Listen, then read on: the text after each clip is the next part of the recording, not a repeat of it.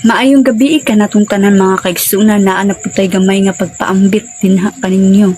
Kini may tungod sa pulong nga altar. Sa tanan nga mga simbahan o reliyon mga kaigsunan, kita lamang nga mga Katoliko ang adunay altar. Biblikal ba nga atong mabasa ang pulong nga altar mga kaigsunan? Yes, daghan kaayo nato nga mabasa.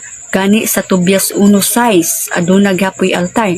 Sa Numeros 16:38 dina mabasa gyapon nato ang pulong nga altar, ug sa 1 Makabeyo 7:36 mga kaigsunan nga mabasa nato dinha nga ang mga pari mibalik ngadto sa mga hawanan sa templo ug mibarog atubangan sa altar. Ug sa templo sila mihilak ug nagampo. Klaro kay mga kaigsunan, kining altar mga kaigsunan mao kini ang balaang halaran diin kita nga mga katawhan makita nato ang presensya sa atong Ginoo mga kaigsunan. Gani sa daang tugon sa Exodo verse 25 mga kaigsunan, Exodo 25:18 nga mabasa nato dinha nga nagpahimo ang Ginoo kang Moises og mga kerubin diin si ang Dios makikita ngadto kang Moises mga kaigsunan dito sa gihimo ni Moises nga kerubin. Ug ang pulong altar mga kaigsunan, kitang mga Katoliko dinha nato diha ta magampo atubangan sa altar diin nato gibutang ang mga balaang timaan nga mga butang nga anaa sa altar mga kaigsunan. Isa na din mga kaigsunan nga makita nato nga ang mga balaang santos nga atong gibutang.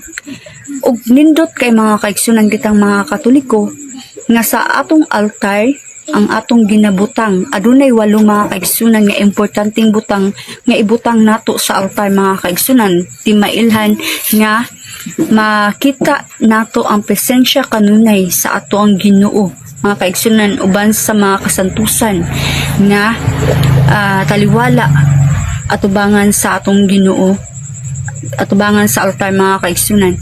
Dinhi mga kaigsunan, una ang krus. Ang krus sa atong Ginoong Jesucristo timaan sa atong pagka-Kristiyano, timaan sa sakripisyo nga gihatag sa atong Ginoong Jesucristo. Sa krus kita gidala tanan ang atong mga kasaypanan, din kita nga nakaangkon sa kaluwasan mga kaigsunan nga hatag sa Dios. Ug ikaduha mao ang Biblia. Kailangan sa atong altar mga kaigsunan aduna kitay Biblia nga naka-open nga ibutang dinha sa altar. Imaan sa pulong sa Dios diin kini ang magtudlo kung saon nato ang pagkinabuhi sa matag adlaw, din kita nga dili mawala sa Dios nun nga kinabuhi. Din ikatulo mga kaigsunan mao kana ang holy water, bala ang tubig nga giblisingan sa mga pari mga kaigsunan. Na side kita importante ka ining holy water, din kini ang gi panalanginan sa mga kaparian ug kini mga kaigsunan mao kini ang makapabalaan ginagamit sa atong mga kaparian. Importante kining holy water nga gani nga timaan kini sa putli nga tubig, timaan kini sa balaang tubig, din kini ang igamit din kita nga mabunyagan mga kaigsunan aron nga mahugasan kita sa ato ang pagkamakasasala. Then ikaupat mga kaigsunan mao kini ang kandila, timaan sa kahayag, puti nga kandila gid mga kaigsunan ang atong ibutang sa tubangan sa altar. Then kalima ang santos nga rosaryo mga kaigsunan. Kanang santos nga rosaryo o rosaryohan mga kaigsunan ang pingan nato na ibutang nato na sa altar, timaan nga bala ang mga butang nga atong ginagamit sa atong mga pag-ampo. Nasayod kita nga unsa ka importante ang santos nga rosaryo, pinaagi ni Mama Mary diin kita nga mas mapaduol pa sa atong Ginoong Jesucristo. Din ang ikaunom mga kaigsunan ang mga balaang santos, diin insa ang mga santos nga imong gidebosyon.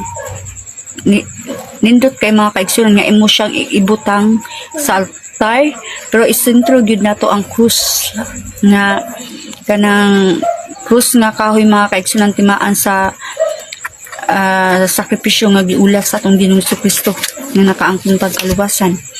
Ikapito mga kaigsunan kanang kahon nga gamay Sa tanan mga kaigsunan kailangan nagyuday tay kahon nga butanganan sa atong mga pag-ampo. Diin nga nagapangayo kita sa Ginoo ug mga pag-ampo. Nindot gud na mga kaigsunan, pero wala pa ko katry ani, pero nindot gud daw ni mga kaigsunan nga natay kahon ug ato ang ipangamuyo sa atong Ginoo ang atong mga pag-ampo. Then ikawalo mao kana ang bulak mga kaigsunan nga sa matag kuan nato mga kaigsunan ampo nga adunay mga bulak nga halad nato atubangan sa ato ang mga balaang santos nga anaa sa altar. Mga kaigsunan mao na siya importante kaayo nga mga kanang ibutang dapat nato sa altar mga kaigsunan, timaan sa pagpadayag nato unsa kahalangdon, unsa kabalaan ang mga butang nato sa simbahan nga butang nato sa altar. Diin kita nga makig istorya sa Ginoo na dinha ang presensya sa atong Ginoo, diin kita nga makig relasyon atubangan sa Dios mga kaigsunan. Mao pud to ang mabasa nato sa Exodo mga kaigsunan, diin nakikita ang atong Dios nato ka Moises dito mga kaigsunan. Di kitang makatawhan sa atong Ginoo Kristo diha nato padayag ang atong mga pag-ampo dinha ta mo atubang sa altar. Balaang altar mga kaigsunan, diin gihatag ni Ginoong Kristo ang iyang kaugalingon ng mga sakripisyo diha ta atubangan sa altar mga kaigsunan, agig paghalad sa atong kaugalingon. Importante gid kay na mga kaigsunan. Usbon nako ang 8 kanang nindot nga ibutang sa altar mao ang krus sa atong Ginoong Kristo, Biblia, holy water, kandila, santos nga rosaryo, mga balaang santos nga atong devotion ug kahon nga gamay nga ato ang butanganan sa mga pag-ampo or wishes nato mga kaigsunan. Walo mao na ang bulak timaan sa atong gugma ngadto sa atong Dios. Mga kaigsunan, mao lang siguro to. God bless sa tanan. Mga kaigsunan, gamay nga pagpaambit lamang may tungod sa sakramento sa kumpisal o sa sacrament of finance mga kaigsunan. Mao kini ang pagkahiuli sa tao uban sa grasya nga makaayo aron sa pagpuyo diha sa Dios nga kinabuhi atubangan sa Dios mga kaigsunan. Mao kini ang sakramento diin si Kristo nagpasaylo sa atong mga sala ug nagpahiuli kanato sa Dios ug sa usag-usa pinaagi sa mga kaparian nga gipadala sa atong Ginoong Kristo nga mopasaylo usab og sala ingon sila nga gipadala sa atong Ginoong Kristo. Mao na mga kaigsunan, dako kay kahimuan ang sakramento sa kumpisal alang sa kaayuhan sa atong kaugalingon o sa atong kalag mga kaigsunan, kay nagmasakiton ta tungod sa atong mga sala nga nahimo. Mo nang magkumpisal ta, magsugid ta sa atong mga sala aron nga mahinluan kita ug mabalaan atubangan sa atong Ginoo. Muna dako jud kaayo katabang mga kaigsunan ang pagkumpisal, pagduol nato sa simbahan sa atong Ginoong Kristo sa mga sakramento aron ta nga mabalaan. Usa na niani mga kaigsunan ang kumpisal. Then mao kana ang makapabalaan kanato ug usab ang sakramento sa Holy Eucharist. Bago ka kalawat mga kaigsunan, kailangan usisaon sa Diyo nato itong kaugalingon kung karapat dapat ta nga mukalawat sa lawas ug dugo sa atong Ginoong Kristo. Mo nang maumpisal ta aron ta nga mamahimong takos atubangan sa atong Ginoong Kristo ug mamahimo kitang mudawat sa iyang lawas ug iyang unod nga giula dinhi kanato. Mo na mga kaigsunan, usbon nako ang sakramento sa kumpisal. Mo na ang paagi sa Dios nga mahinluan kita pinaagi sa pagsugid sa atong mga sala. Pinaagi ni anak mga kaigsunan, mapasaylo ta sa Dios kay tungod mao kana ang gihimong instrumento sa Dios aron nga makadawat kita always sa grasya ug panalangin sa Dios nga naa sa iyang simbahan nga iyang gitukod. Mo na mga kaigsunan nga moduol gyud kita, maningkamot gyud kita nga makaduol sa simbahan pinaagi sa mga sakramento nga gibilin sa atong Ginoong Kristo aron kita nga mabalaan ug aron kita nga mahibalik pagbalik sa ato ang Ginoo. Mo lang siguro to og dalaygon ang buhi nga Dios ug God bless sa tanan. Gamay nga pagpaambit lamang mga kaigsunan, kini mahitungod sa atong mga balatian. Kung aduna man nagbasakiton sa ato ang mga kaigsunan, ang una natong buhaton duha lang yun mga kaigsunan. Una, muduol kita sa doktor, magpa-check up ug magpatanaw kita kung unsa gayud ang atong mga gibatik. Apan kung walay findings mga kaigsunan, ang atong ikaduha nga buhaton, moadto kita sa mga kaparian o sa simbahan nga gitukod sa atong Ginoong Jesucristo. Magpahiling kita didto kay matud pa sa Santiago 5:14 mga kaigsunan nga nag-ingon, kung aduna may nagmasakiton din kaninyo, ipatawag ang pangulo sa simbahan ug kini magdihog kanimo lana ug mamaayo ka mga kaigsunan pinaagi sa mga kaparian. Mo na kung nagmasakiton man ta nga pag-adto nimo sa doktor walay findings, mo na need gyud nato ang mga kaparian pinaagi sa mga sakramento nga ihatag kanato kay ang mga kaparian mga kaigsunan sila ang gihatagag gahom ug authority sa atong Ginoong Jesucristo nga magpadayon sa mga ginbuhaton sa atong Ginoong Hesus. Mo na mga kaigsunan pinaagi sa pagkumpisal, kay ang pagkumpisal mga kaigsunan o pagsugid sa atong mga sala, mahinluan kita ang atong kalag, mahinluan o pinaagi usab sa atong pagduol sa uban pa nga grasya, ilabi na sa pagkalawat mga kaigsunan, mabalaan kita. O daghan pa mga kaigsunan, muduol lang ta sa simbahan kay nganong nagmasakiton ang atong kalag kay tungod sa atong mga sala. Una, mga garbo, kasina, uban pa nga mga mortal sin or mga sala nga dili iya sa Ginoo mga kaigsunan. Mao na siya makapatay sa atong kalag, mao na makapasakit sa atong kalag nga magdala ka nato sa kamatayon kung dili gyud ka mo laban ni ana mga kaigsunan. Kailangan gyud nato nga moduol sa mga sakramento aron nga malabanan nato ang limbong sa dautan dinhi kanato. Kay nasayod kita mga kaigsunan, duha lamang ang ato ang pagaadtuan, langit impyerno. Mo nang atong sutaon ang atong kaugalingon nga naunsa na ta o kumusta na ta mga kaigsunan kining atong gibati karon, ato bang gihalad sa Ginoo o nawad-an na batag paglaom. Need gyud kaayo nato mga kaigsunan nga mapalig-on ang atong pagtuo ngadto sa Ginoo. Pinaagi sa atong lig-on nga pagtuo mga kaigsunan, pinaagi sa pagduol nato sa mga sakramento nga mituo kita ug midawat kita ni anang maong sakramento. Mamaayo gud ka mga kaigsunan kay nindot gud kaayo ang sakramento mga kaigsunan. Mao na gikinahanglan sa atong kalag aron ta nga mahupayan o malimpyuhan unya mabalaan pag gud mga kaigsunan.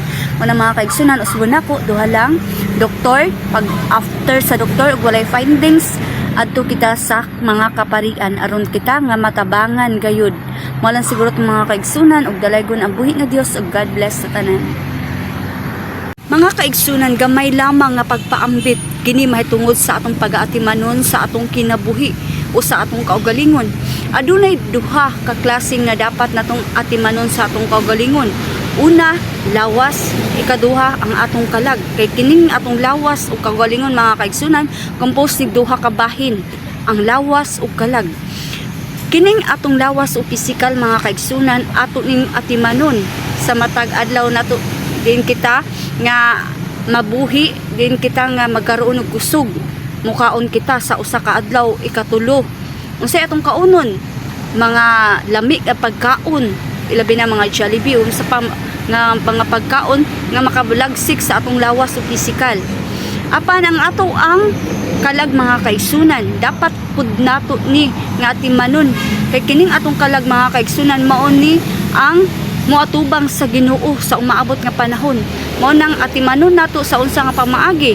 Mao na mga kaigsunan, mubasa kitag Biblia sa pulong sa Ginoo kay ang pulong sa Ginoo mao na siya ang magtudlo kung unsaon nato ang pagkinabuhi aron ta nga dili masalaag, aron ta nga dili mahilayo sa Ginoo. Mubasa kita sa Biblia.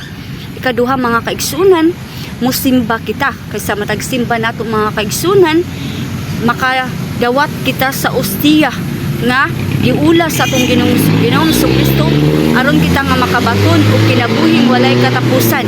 Kamatog pa niya sa John 6:54, ang mukaon sa akong unod uminom sa akong dugo may kinabuhing walay katapusan. Mao nang musimba gayud kita aron madawat nato ang saad sa atong Ginoong Kristo nga kaluwasan. Sa 56 mga kaigsunan, John 6:56, ang mukaon sa akong unod uminom sa akong dugo, ako magpabilin kaniya ug siya magpabilin dinhi kanako. Nindot kay mga kaigsunan, mao na ang gikinahanglan sa atong kalag. Ug uban pa mga kaigsunan nga maminaw kita sa mga kantang makalagsik sa atong espiritual. Kanang Kristohanon nga kanta mga kaigsunan gikilangan din nato labi na sa mga tawo nga adunay anxiety. Mao na mga kaigsunan makadasig kana sa atong kalag. Kay nganong nagkasakit ta mga kaigsunan kay tungod sa atong mga sala nga nahimo, sala nga espirituhanon ug sala nga physical mga kaigsunan nga abusado kay ta sa atong panglawas. Mao na nagkasakit ta physical. Ug nganong namatay ang ato ang kalag kay tungod sa atong pagpakasala. Nga klase-klaseng sala din kini nga makapatay sa atong kalag. Buhi tuod ta mga kaigsunan apan patay ta spiritually, nagalakaw-lakaw ta, patay ang atong kalag o patay ang atong spiritual nga kahimtang ana mga kaigsunan. Mabuhi lamang kita ni ana kung moduol kita sa mga sakramento nga naa sa simbahan nga gibilin sa atong Ginoong Kristo diin kini ang pakighiuli nato ngadto sa Dios.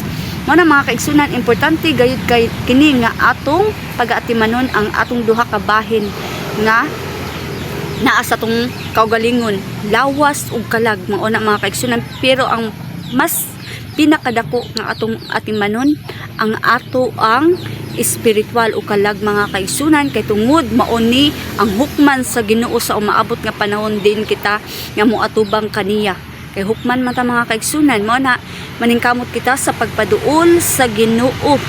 Mao na mga kaigsunan no, maningkamot kita sa pagbuhat sa matarong sa mga buhat nga makapahimuot sa Ginoo. Mao na mga kaigsunan, then adto ta sa simbahan pinaagi sa mga sakramento mo dawat kita ni anak mga kaigsunan kay mao gyud na ang makapalimpyo sa tong kalag. Diri pa lang tadaan sa kalibutan na balaan na ta pinaagi sa mga sakramento. Importante kayo ang sakramento kamo nay tulay udalan aron kita nga makakag-ut sa hingpit na kaluwasan nga anaa lamang kang Ginoong Kristo. Usbo na ko mga kaigsunan, lawas ug kalag gayud ang atong pag-aatimanon. Importante gyud kana alang sa ato ang kaluwasan o sa ato ang panglawas mga kaigsunan. Kay ang panglawas na to mga kaigsunan, kung healthy ang imong kalag, nindot kaayo ang imong pagkinabuhi sa matag adlaw ug mamahimo kung healthy ang imong physical ni ana. Ano mga kaigsunan, ana aragyud sa Ginoo tanan nato nga gikinahanglan, physical o spiritual. Kung aduna kay Ginoo, lagsik gyud ta mga kaigsunan. Kay wala gyud tay mahimo kung wala tay Ginoo sa atong kinabuhi. Siya ang matuod nga makatagbaw sa atong kinabuhi. Mo lang siguro tuog. God bless sa tanan.